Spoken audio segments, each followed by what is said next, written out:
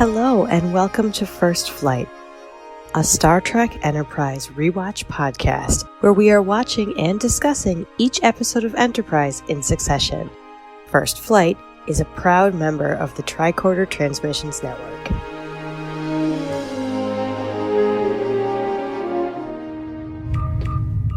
This is Commander Tucker of Enterprise.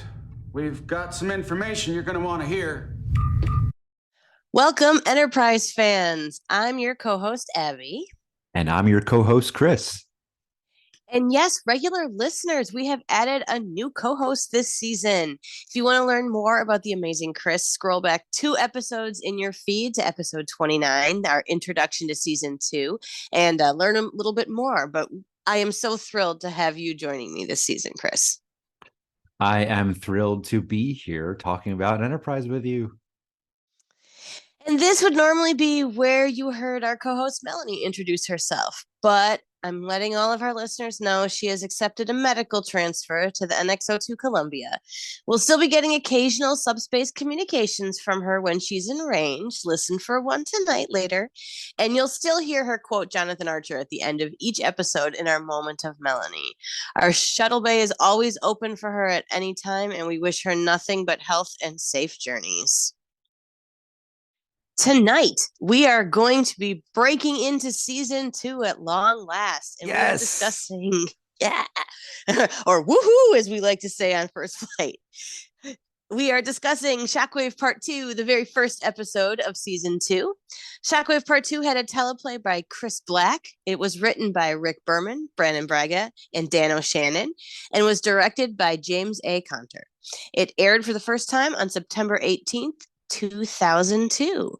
But before we begin our discussion, as always, we need to issue our read alert. Tactical alert. All hands to stations. There are potential spoilers ahead. We might end up talking about any part of the series at any time, so you have been warned. And now for a summary of the episode, it's time for the Captain's Log. Okay, Chris, let's go. Captain Starlog Supplemental. As the Suliban take the crew hostage, Archer disappears off the ship.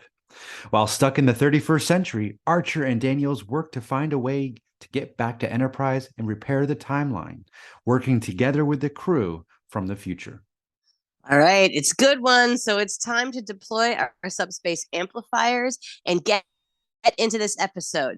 Just a quick review for people who haven't listened to our past episodes about our tweaks. We're going to start with a quick chat about the cold open and then head into our pros and decons. Each of us will share 3 of our favorite parts of the episode. And then if there are things that don't gel with us, we'll have a discussion on our decons from the episode. You might hear a dog bark in this discussion if somebody's Porthos Pick is mentioned, but we'll still discuss them all later on in its own special section. So let's get into it. Chris, what are your thoughts on the cold open? I love how, well, first we get the last time, yes, which is always helpful. And then we go right into T'Pol on the bridge, talking to Silik. And that is a great moment of T'Pol in charge. She's so logical and does the things that humans would not do. It's not in her instinct to do what she does to allow them to come on the ship, and I really love that. Yeah, I really like how her logic right here is probably what saves them from immediately just getting blown up. That and the fact that Silik really does still want Archer, but I love how you see why Archer has Trip and T'Pol as his 2 closest advisors, because you've got one that's coming in all emotion and one that's coming in all logic. And they each know when the other one is right. And as soon as Trip thinks it through, he gives T'Pol that little nod with his, closes his eyes and nods. And they know everything is good and she's right. And we don't like this, but she's got the right idea. And that is something that would not have happened even a season ago. So it's cool to see that happening now, that they're all coming together in this moment of crisis and they don't even have to say everything anymore. They can do it unspoken. Yeah, and it really cements her as a competent leader of humans, right? Yeah. She understands where Trip is coming from, but with just a look, and a few words, they can get over that and be on the same team.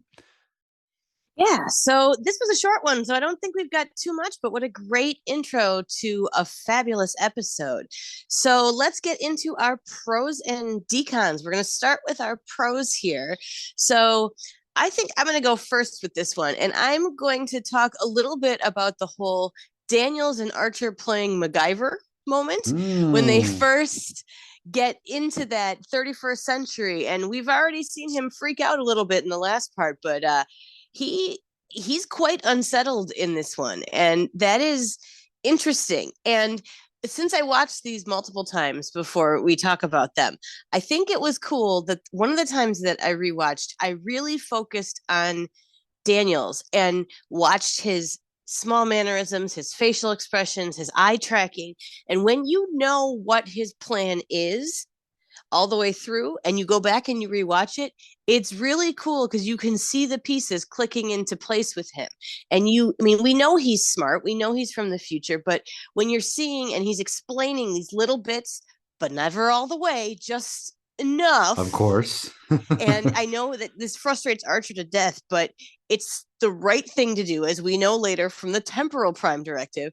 But it's just so interesting to watch him thinking it through, piecing it out, and then figuring out what is the least invasive way to make what he needs to have happen.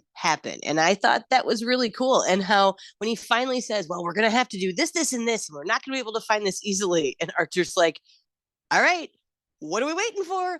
Let's go. And there again is Archer, who needs to do something about the problem every time. And I really liked this as a beginning of this episode. Yeah, I think, Daniels is quite concerned because of, the clothing that just appeared on his body. That's really what he's concerned about. Maybe because there's no Federation in this future. Yeah. The dress code just went to crap. Maybe. I'm sorry. It's okay. Honestly, I rewatched it several times too, and it just got worse for me. It did. But okay, back to what you said. I love that whole scene where they're walking in the ruins, and the actor really sells that there was supposed to be a monument there, and then he's looking at this vast broken down city when really we know it's this like 3/4 set, right? Yeah. But he really sells it. And like you said, Archer doesn't have any patience for the time, the ambiguity. But yeah, they go to work. I do have questions about the what is he writing on that little table in the dust? It didn't look like math equations. It was like triangles, and he was putting dots in them. And I don't know what was going on. I was wondering that too. I'm like, is this some sort of obscure diagram I don't understand? Well, yeah, I guess that's what it's supposed to be, because we're not from the 31st century. I suppose no quantum discriminators in our desks. That's right. Now, I do love that they are MacGyvering, and I had that exact thought as well. Well, I think it's kind of fun that they do have to kind of almost go backwards, even though they're forwards in time. And later on, when he's talking to DePaul, and Archer talks to DePaul, and he said, there's no electricity here, and she's like, wait a minute, there's no technology, there's no electricity, I thought you were in the future. It's like, well, yeah. And what an interesting dichotomy, and how interesting that it's both future technology and technology that's from the future but in the current Enterprise present that ends up making all this work. I love time travel. It's such a like knotting up spaghetti. It just keeps your head spinning, and yeah, fascinating. Yeah, and I love like when Tuvok is able to construct two phasers when the crew's abducted. I love when he can do something like that. Or like Janeway takes apart her comm badge to reprogram Seven's implants to escape a force field. All those little moments when the people are just smart. It doesn't seem like a cheat. It seems like these are smart people. Yeah, one of my favorite things about Star Trek is smart people talking about smart things and figuring out problems in ways that are collaborative. And that's exactly what this is. That's very much a core pillar of Star Trek to me, is not being afraid of the smart stuff And that Yes. is shown here too. I think this is a very smart episode overall. Is it a perfect wrap up? No, but I think it's very hard for any second part of a season cliffhanger to of a the second part of a very good season cliffhanger Yes. to stick the landing as completely as that cutoff, especially since there's no way to do everything in the amount of time they had in one episode. Then again, like you're going to hear me say this all season, if they had been streaming and been able to have 3 extra minutes here or 7 extra minutes there or whatever, I think that there would have been some of the stories would have felt a little more complete. But this is so smart about where it cuts and how it cuts and the back and forth so that you get the whole story and you fill in the pieces that you don't see. And they leave things out to Yeah. keep us on our toes about the plan that they pull on Silik to use the bad guy's tech to get Archer back. To fix everything. Anyway, it's a really smart plan that I enjoy, which we'll probably talk about later. Yeah. All right. So moving on, what is your first pro, Chris? So my first pro is, I mean, I've already kind of mentioned it. It's T'Pol's decision to allow the Suliban to board the ship. I really love that. And I love just the dialogue. It's so Star Trek. It only comes from a Vulcan. Spock could have said it. Maybe not Tuvok. I don't know about that.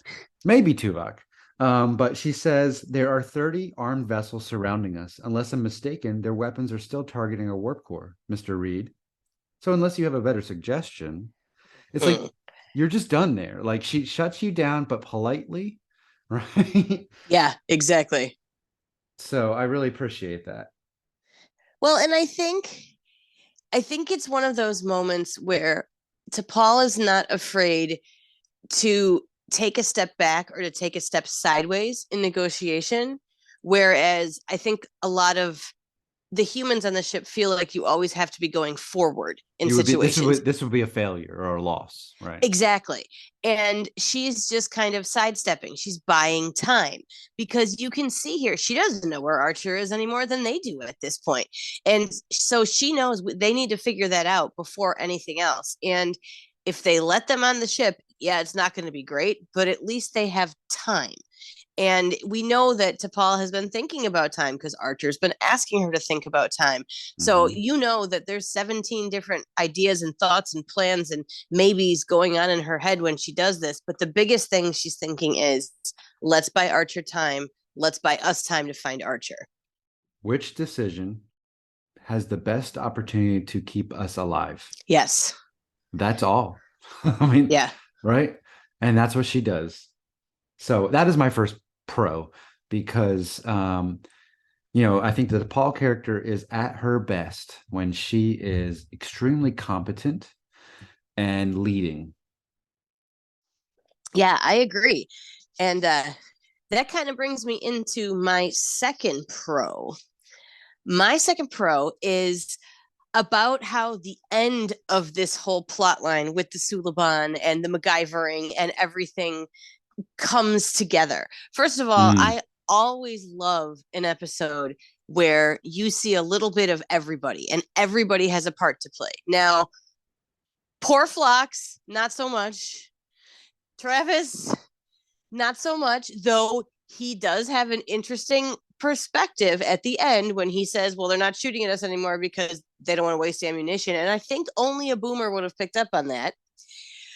But I like how they all came together. I like how Hoshi, even though she did not want to do what she did, she stepped up, and this is Hoshi being brave and doing what needs to be done, even when it makes her uncomfortable. And the rest of them knowing she needs to be talked through it. Phlox being able to say, here's what you need. I completely understand. You need to just get through it.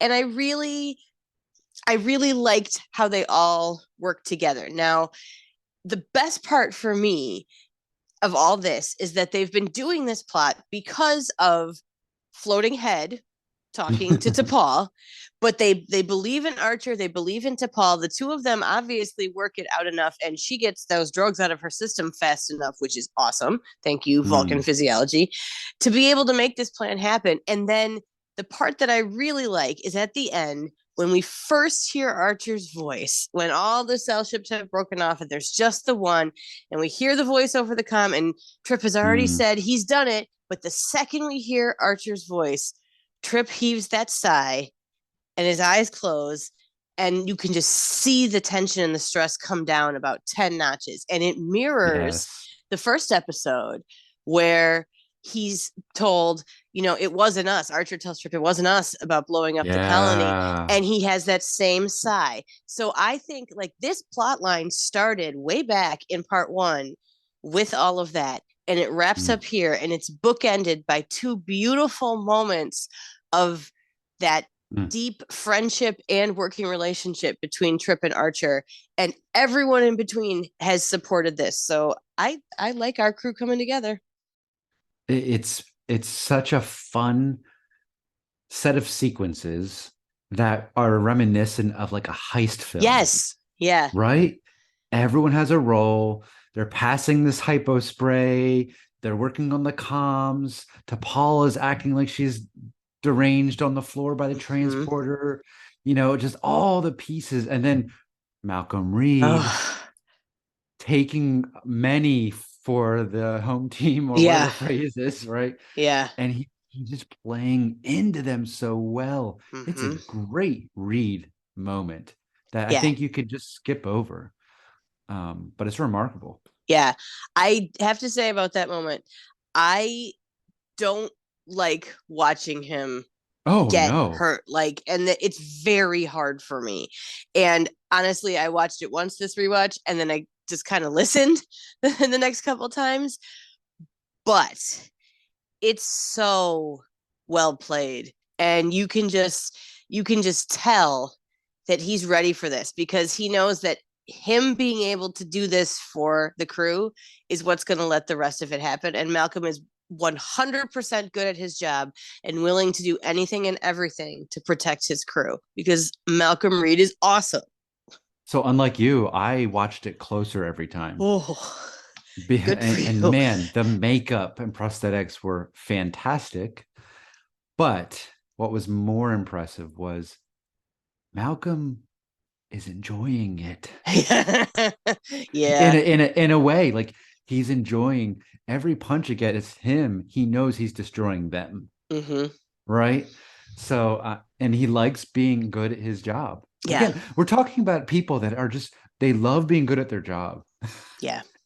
It's wonderful to watch. He was the perfect pick. And over and over and over again, I will say that this rewatch, looking at it as closely as I am, has done nothing except increase my appreciation of Malcolm Reed. And even though he is not what people think of as one of probably the big characters coming out of Enterprise, he is such a role model for all tactical and security officers afterwards, because this is a man who was dedicated and literally invented force fields, got yellow alert going on. This is the foundation of so much that comes on later. And what a building block for future generations Malcolm Reed is. And here is a perfect example of it.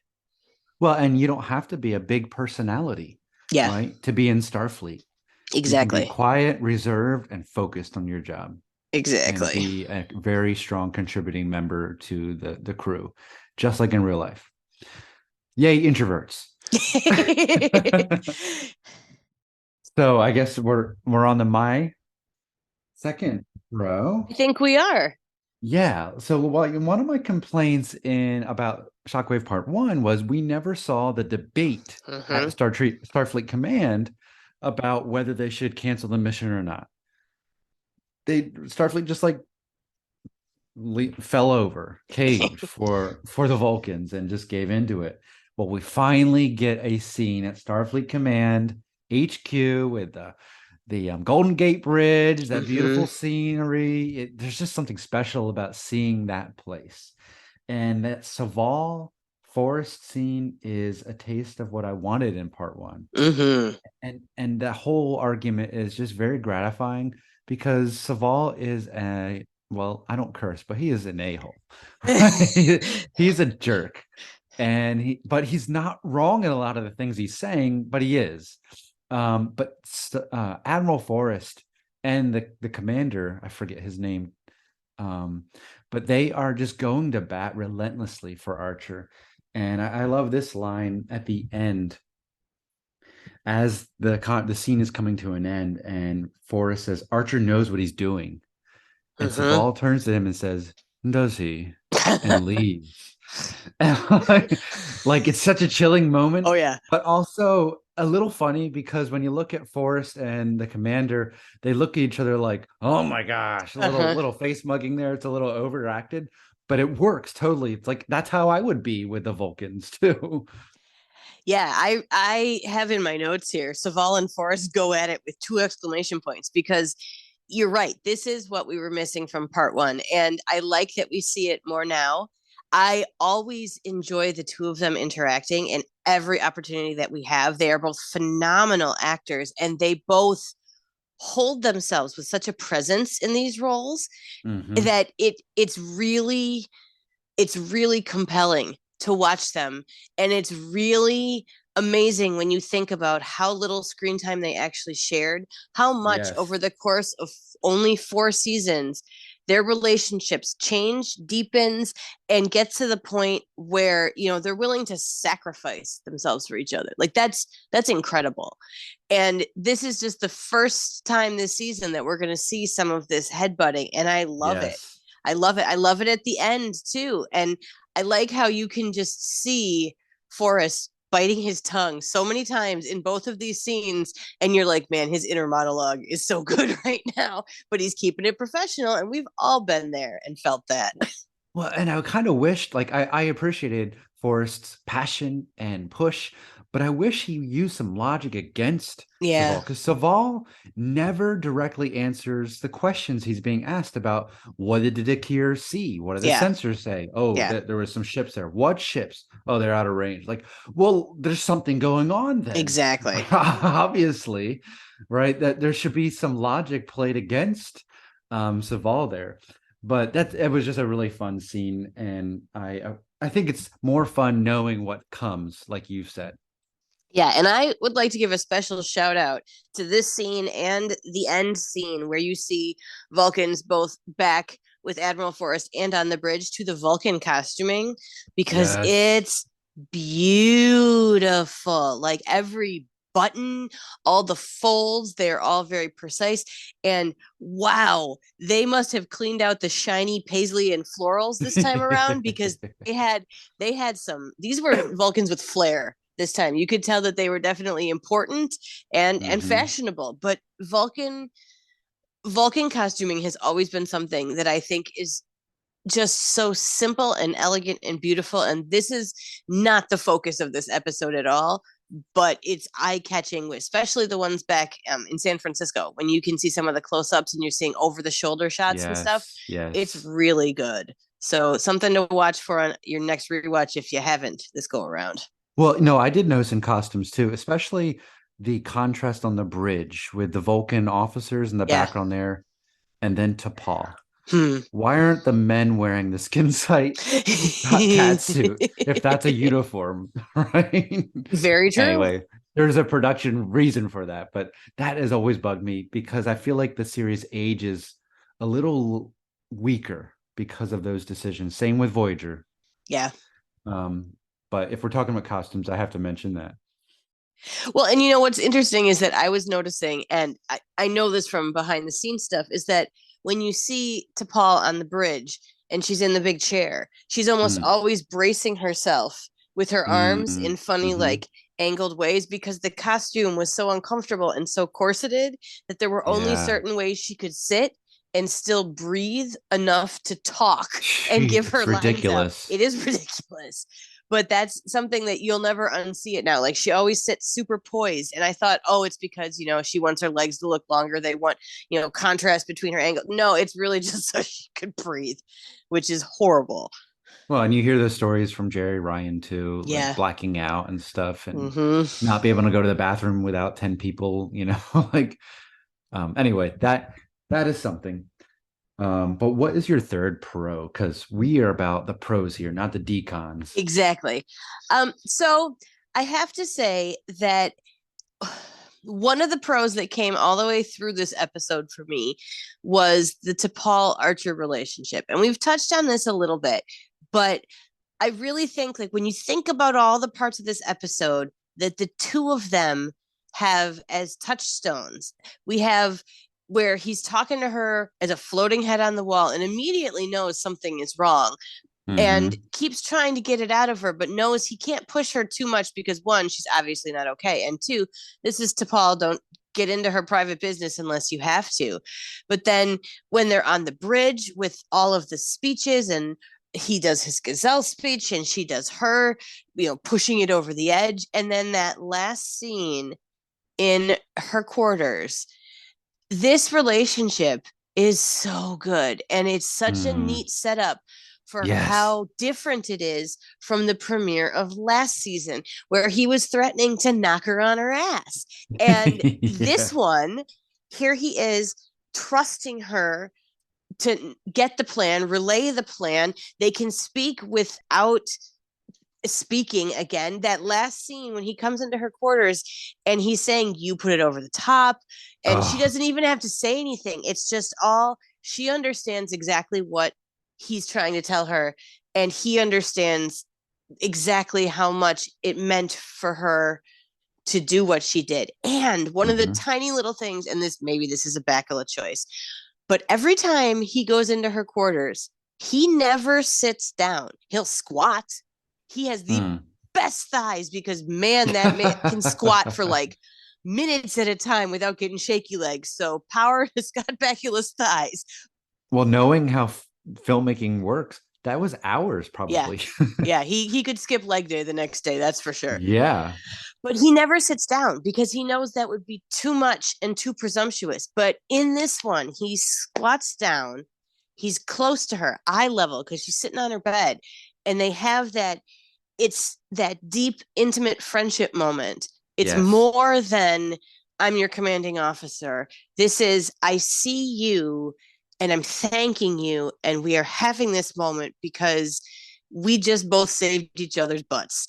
And there's so much appreciation and caring and love and layers there in one season. And that scene in the last two lines where she has to say, "I still don't believe in time travel." And you can barely hear it, but he goes, "The hell you don't," as he walks out. Perfect. Perfect. That Oh, ending does totally. not leave anything off. It's exactly the right way to end this. So I just had to look up on Trekcore the scene you're talking about, and Archer is squatting, and he's below to Paul. So he like you said, this is this intimate moment. It's not Captain First Nope. Officer. He's even lowered himself Yeah. in almost like appreciation. Like Mm-hmm. he's here because she of what she said Mm-hmm. and did. And like you said, that's a huge shift from "I'll knock you on your ass, Vulcan Mm-hmm. ass," or whatever, Mm-hmm. whatever. So yeah, it's a great moment.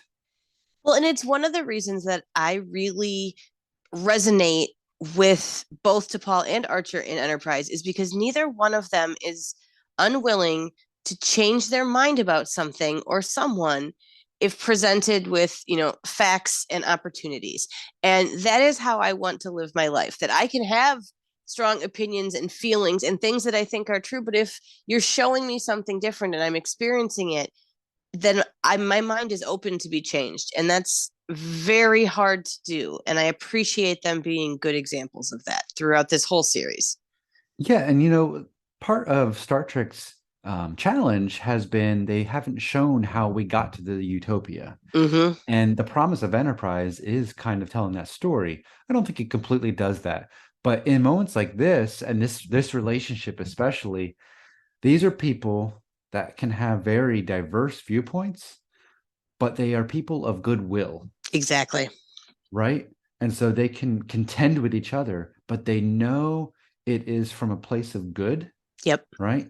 Yep. And they can live with each other even though they don't agree all the time or can't admit it, right? Because T'Pol knows by now, Oh yeah. logically, this whole thing didn't happen without time travel. So Yeah, but it's perfect because it's like they had this moment, but they had to close it off because they can't keep having this amount of intimacy, I guess, Mhm. around everybody else. I mean, he even makes a comment that he didn't want Yes. anyone to see him coming in. He didn't want it to look at all inappropriate. So they have to go back to more of the banter and the professionalism, but still know that that's under there. And I think that was a nice way to kind of close that for both of them and say, yeah, we had this and we acknowledge this, but now we're going back so that we can keep going the way that we've been. And that's very sweet that they know each other that well to be able to do that.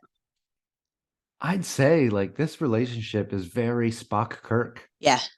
There's something intimate about them both, and they're better together, even though they don't always have the same perspective. So we are on to Your third pick.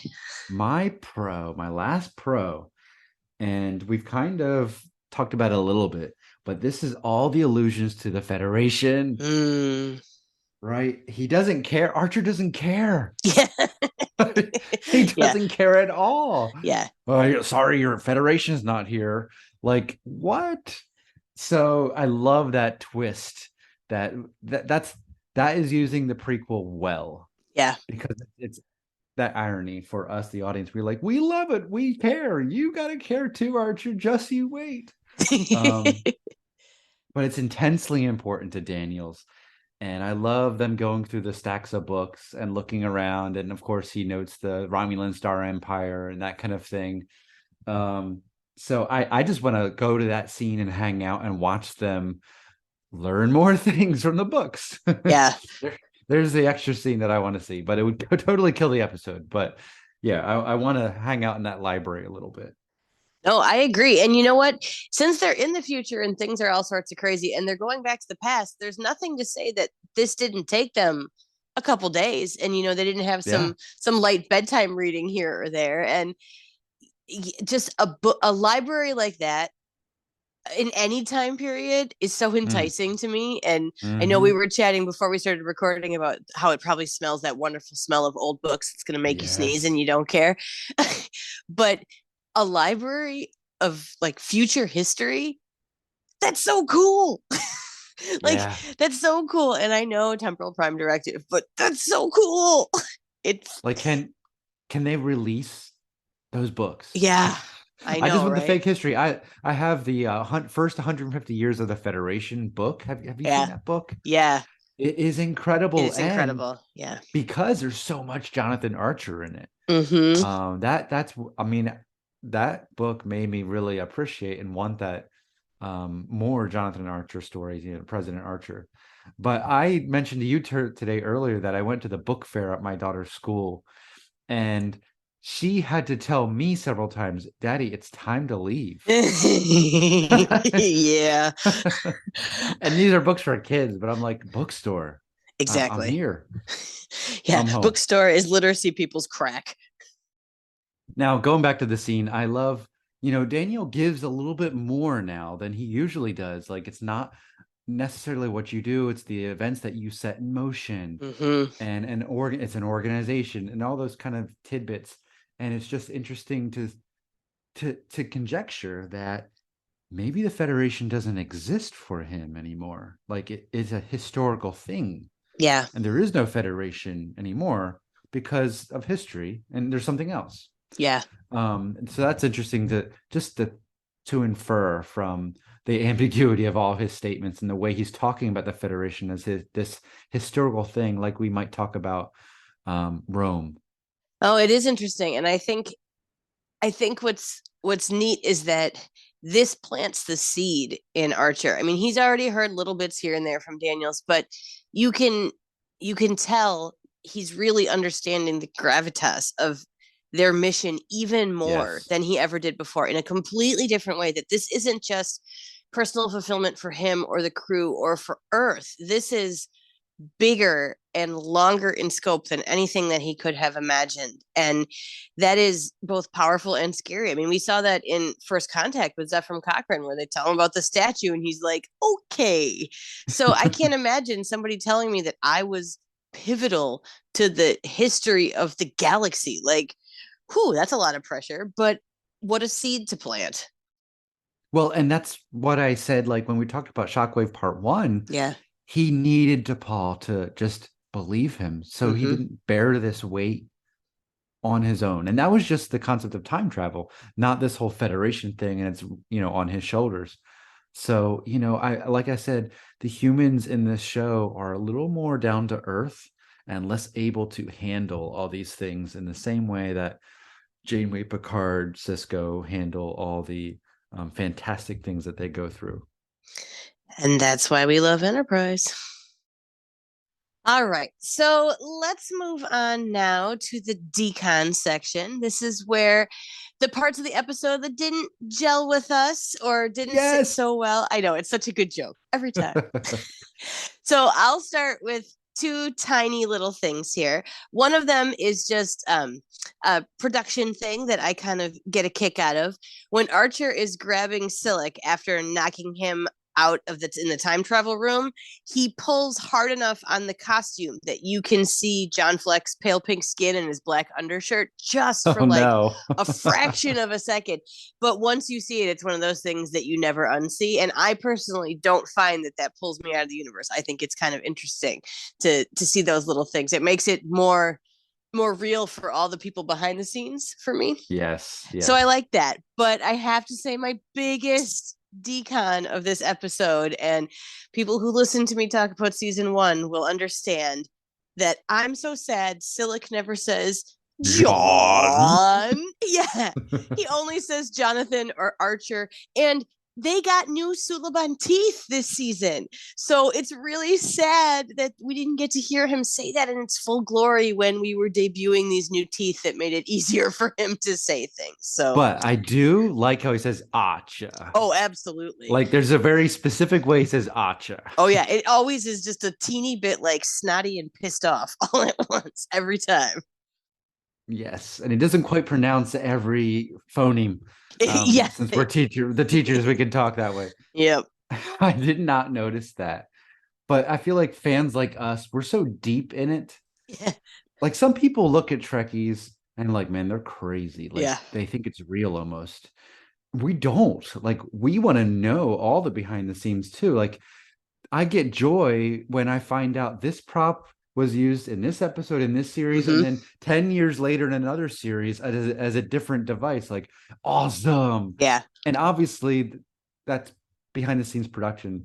Now I've never noticed this thing, but as Archer's stripping him of his Suliban skin, he should have said Jaw. That would have been funny. My first decon is the hand wave of Archer's question about why are you and I here? Yeah. If everything changed in the past. Right? Yep. And Daniel's like, you couldn't possibly understand it. That whole bowl of spaghetti thing again. Yeah, Archer's like, well, try me. And then Daniels admits, yeah, I shouldn't be here. You shouldn't be here either, but we are. Let's move on. Exactly. It doesn't really bother me, but it is like, hey, wait a minute. Yeah, it's one of those, you exactly like you said, the hand wave Star Trek thingies where you're just like, yeah, okay. And you do that a lot with time travel because it never quite works out the way you think it does. But yes, I feel agree. like some time travel have tried to be tighter in that way. But this just they're like, nah, who cares? And I'm fine with it because the episode's good and everything's fun. But that was a little decon. All right, so then my next decon is the Hoshi topless moment. It's totally unnecessary and undercutting her growth from this season, where she, like you said earlier, she is taking upon herself to put the entire ship's fate in her hands, her little hands, right? To crawl through this crawl space and be claustrophobic. She does a great job doing that, Linda Park. Yeah. And then her bravery and all that is to completely undercut to have her nude and Yep. for like a joke or something, and it's not funny, and she's like, shut up and or give me a shirt. Like, Uh-huh. what? Not like if she had a funnier, quippier line there, it might be better. But it doesn't age the show well in my mind. And you just see the studio fingerprint right there. Yeah. Well, I think between that scene and all of the belly button on T'Pol that we get this episode, Yeah. you know that they were going to be playing a lot of promos for this since it was the season premiere for a long time before, and those shots were getting in every single one. Well, the thing is with Hoshi, like you don't even see anything. Like, No. yeah, like if she had a tank on, you would probably see more. Yeah. Right. So it's just an odd choice. If you're aiming to get that kind of reaction, it didn't for me, and it just seems so weird and unnecessary, and it does pull me out of it. Yeah, and I Because it always contributes to the plot in no way. yeah, and I always wonder, okay, so her tank top is then dangling off the ceiling like a flag? Did it fling itself back into the crawl space? Is it stuck on the hook? And like, I would think if a Suliban walked down the hallway and there's a tank top hanging out of an open vent, we might be suspicious. Well, more than that. So my notes say it's just two questions. Hoshi topless scene? She doesn't wear bras? Yeah, that Like, too. where's her bra? They didn't take off the bra too. So Yeah. and I've never noticed all that until doing this. I just knew I didn't like that, but none of it makes sense, and it's all just the sexist stuff that's in this time period of Star Trek. So that is my biggest thing. My last decon is Travis had no part to play in the heist. Like, Yeah. everyone had something to do, even Phlox, right? Yeah. Even Phlox had the hypo spray. So, come on, give Travis something. All right. But like I said before, he did have a good observation that a boomer would have, and he did some good flying. So I'm going to give him props for that. But yeah, I wish we would have known too. And I feel like, again, had we been able to do this as a streaming thing and we would have had a couple extra minutes, there would have been a longer montage in there of all the different things that different people were doing. Yes. And he yes. probably would have had something to do as well. I mean, the actor is jacked. Yeah. So he could punch some people or something. Oh, yeah. Those Suliban would go down. Yeah, totally. I think I hear a dog barking. Get the cheese ready. So we've come to the time where we discuss our very favorite parts of the episode, our Porthos picks. Now, this time, none of our picks were mentioned in the discussion, but if they are in the future, we'll expand here a bit more. And tonight, we've got two brand new moments to still keep discussing. So, Chris, what's your Porthos pick this episode? Oh, man, I almost don't want to go first. I don't want to steal it from you. I have a backup just in case, but I got to go with my number one, which is the Gazelle speech and the T'Pol criticism of Saval and the Vulcans. Yeah. There's no way that we were getting out of this episode without talking about that. Without this scene, the episode is fun. With this scene, the episode is Star Trek. Yeah. And it's the intellectual core, the content of the episode, why all the action matters. And it is also resolving the question of, will the mission continue and should the mission continue? Yeah. And that question is asked and answered by Archer and then by T'Pol. Mm-hmm. And with this series starting with the dichotomy of two different perspectives of humanity, Vulcans versus humans, this ties that question together in a really satisfying way. She shuts those Vulcans up. Mm-hmm. And it's so satisfying. And I think it's those moments that make us retroactively love the Andorian incident even more. Yes. Yeah, I love the fact that she does bring it all back, and that she says everything that Forrest should say, but she says it in a way that it only could come from a Vulcan to a Vulcan. Mm-hmm. And because it's coming from a Vulcan, it carries different weight. because she's the one going to bat for the humans, as opposed to, of course, Forrest would. So it's, as much as I wish we would have seen him do this more too, and I really do, because he was about ready to be like, all right, well, the council's got a big old decision to make, and I don't want to be part of this one anymore. And then they bring the heart, Archer with the gazelle and T'Pol with the logic. It is the intellectual and the emotional heart of Yes. this episode. And it's perfect. And I like that it isn't the very last scene. There's a little wrap up, like there's an Oh yeah. epilogue afterwards. And that is, I mean, we know it's not going to get canceled because this is the first episode of a whole season, but it's nice to see that tension with the characters, and then the release of it again over and over again. We see that in this two-parter, that they build the tension and then they release it, and they build the tension and they release it, and narratively that's just really beautiful.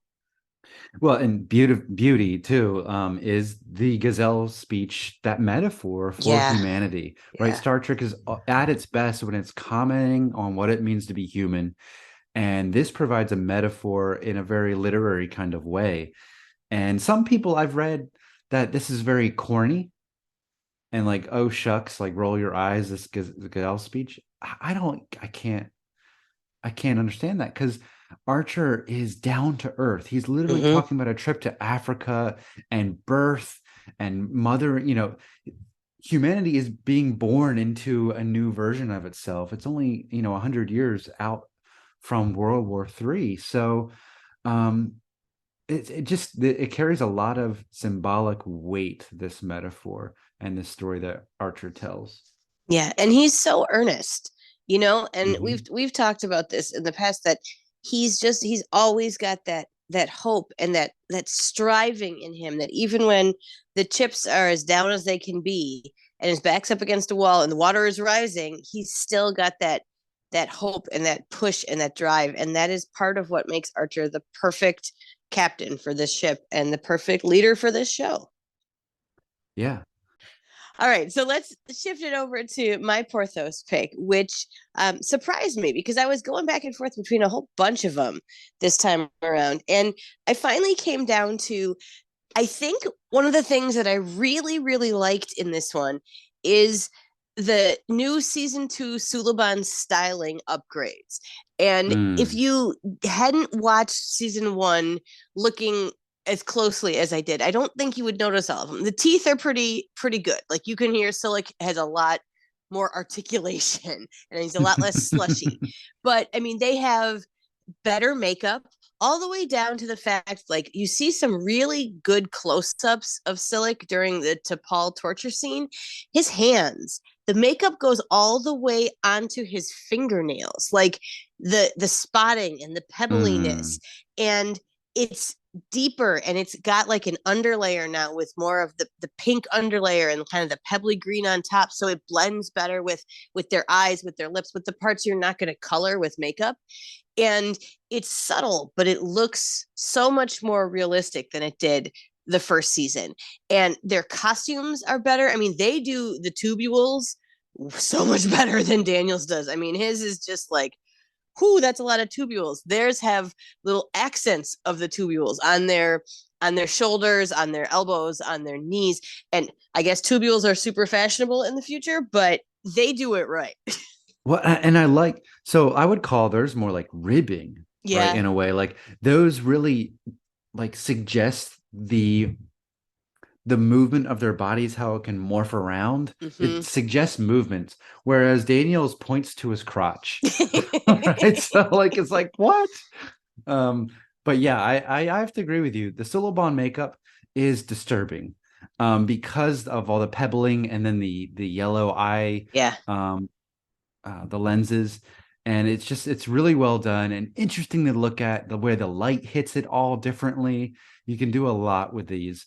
The uniforms are fine. But I like that ribbing, how it shows, it implies movement and how Yeah. it can morph.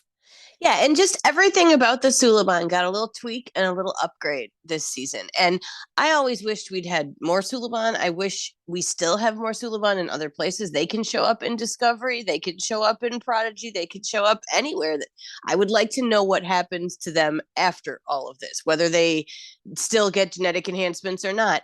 But I appreciated that they expected them to be one of the big bads for a while, so they gave them a little bit more love and care. Oh my gosh, fan fiction moment. we Strange New Worlds, ooh right? Number one on trial for genetic enhancements, and maybe the Suliban are part of the Federation, and they're like arguing for her. ooh Anyway, interesting. that would be awesome. The Suliban got some good upgrades this season, and I can't wait to see more of them in future episodes. Yeah, it's definitely a dangling thread that I wish we got more of. Well, here on First Flight, we love trivia and behind the scenes. You've heard us talk about that tonight. And so we always pick a few to share about each episode. And let's have you start tonight, Chris. What's your trivia? So I kind of touched on it already a little bit, but that's why I'm going to share it. In the 31st Century Library, Archer picks up a book bearing the name of the Romulan Star Empire. And I love Romulans. Mm-hmm. This marks the first mention of the race in the series, and potentially in like the timeline, right, of Star Trek. The Enterprise crew will make first contact with the Romulans 2 episodes later in Minefield, which I cannot wait to get to. Yeah. And however, they do not establish visual contact in line with the events of TOS's Balance of Terror, which the Romulans make their first like visual appearance to the Federation. Yeah, I always thought it was interesting how they teased the Romulans in Enterprise and how well they did it. And I think Romulans are fascinating too. As much as I am drawn to Vulcans, I'm drawn to Romulans, which are kind of, they're not opposites, but they're yin and yang, shall we say. So I would read that book. That would be the one I would have, stuck in my uniform, zipped it up and be like, oh no, I just ate that really big burrito that's been in the library's fridge for hundreds of years, and this isn't a book about the Romulans I'm smuggling back. Like, I want to learn how their culture evolved into the way it is, and when they left Vulcan and all that stuff. I want to know. Exactly. Give me a series. Yes. And let's do it all the way up through the events of Picard, because we've learned a little bit there, but man, there's a lot to mine in that, and I would be happy to be a part of that story. Well, then we got to get Navarre. How does that happen? Exactly. So we'll just do the first, 4,000 years of the Romulan Star Empire? Well, maybe it's a time travel temporal Cold War bouncing back and forth. There we go. Yeah. All right. Bringing it back to Enterprise. All right. So my trivia is a really cool one, because the first airing of this episode did not have all the scenes we see now. When they re-aired it, the episode featured additional scenes that were featured in the trailer, like the Suliban soldier searching Enterprise and Trip pushing one of Silik's officers. And the longer episode is the one that is streaming now, and the one that was on all the DVDs and Blu-rays and all that. So we're not missing any moments, but interesting. And I don't know why. Maybe it was a commercial thing. Maybe it was the previously on was longer. Whatever it is, we didn't see those scenes the first time around, and I think they're important. So I'm glad they're in there now. Yeah, them searching the ship really adds to the menace, right, of it. And Trip pushing one of the Suliban is just an essential business for his character to be doing, because he's the emotional one, right? He shoots from the hip. And I was watching that scene when I saw this trivia, and I was like, where did they cut? Like, it goes from T'Pol right to him. There's no cut there. So I was like, oh, I wish I could know where they cut that little shove out. But anyway, cool little tidbit there. Yeah. Accessing library computer data. All right, so we have discussed, and it's come to the time for our final thoughts and Grappler ratings. So, first official season 2 rating, Chris, on a scale of 1 to 10 grapplers, with half grapplers possible. How do you rate this episode? I rate this episode an 8.5 out of 10. It's a little lower than the part 1, and some of that is because of the Hoshi scene. I feel like that degrades the episode some and the character, and it's just not necessary. Yeah, I think that's almost exactly what I have. I gave this one an 8.0. I tend to be a little bit more conservative in my ratings. And this one, I like I said, I have a really hard time with watching Malcolm get beat up. Yes. And I, just like I did with, that's the big thing for me with the Andorian incident, is I have a hard time watching anyone get beat like that. But I appreciate why it was there and what he was doing. And I wish we would have had a few more scenes here and there. And like we said, there was some hand waving and some time travel shenanigans and all that. But overall, this was a really solid second part of an episode, and it was a really good season opener. So to start out on an 8.0 is a good way to start this season off with a bang. I agree with you, and I can't believe I was higher than you. Well, as Melanie would tell you, I tend to be a little bit more conservative at the beginning of the season. We've got nowhere to go but up. My chronometer's running backwards, sir. Incoming transmission. You read my letter? Well, we want to remind you that we adore getting feedback and thoughts from our listeners. So if you have anything that has been sparked by our discussion here, by your rewatch, we collect them. And starting this season, every few months, we're going to do a mailbag episode where we share and discuss all your insights, ideas, and thoughts. So drop us a line whenever you have something you'd like to share. You might be featured in our next mailbag show. Captain, I'm detecting a vessel closing on our position. Columbia to Enterprise. Well, that sound means that we have an incoming transmission from our friend Melanie, all the way from the NX-02 Columbia. Let's hear what Melanie has to say about Shockwave Part 2.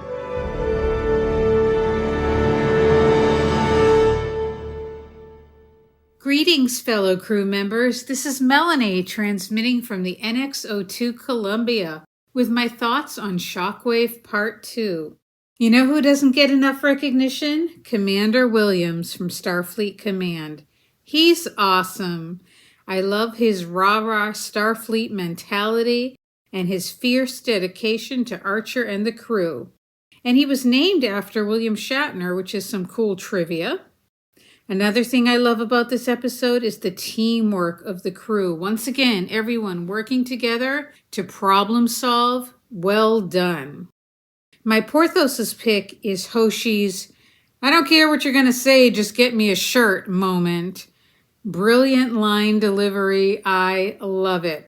Overall, I really like this episode. And having watched it again, I'm really understanding more and more why Archer is feeling the way he feels about the Vulcans. This is a good, solid follow-up to Shockwave Part 1. While I think the first part is a little stronger and I enjoy it more, this is a really good episode. And I love that gazelle speech. I'm giving it 8 out of 10 grapplers. Thank you, Melanie. It is always so good to hear from you, our co-host emerita. Remember, our shuttle bay is always open for you. And if you would like to continue the discussion with us or share your Porthos pick, Grappler rating, or any thoughts, you can reach us at First Flight Pod on Twitter, Instagram, and Facebook. And you can reach me personally at Abby M. Summer. That's SOMMER. If you're looking for us on YouTube, look for us under the Tricorder Transmissions channel. Chris, what's the best place to reach you? You can find me right now on Twitter at Shelf Nerds or on my YouTube channel, Completing the Shelf. We want to thank you for spending this time with us as always. We'll be back next time with Carbon Creek, the second episode of Season 2. And as always, we leave you with this quote from Captain Jonathan Archer and a moment of Melanie. The most profound discoveries are not necessarily beyond that next star. They're within us, woven into the threads that bind us, all of us, to each other.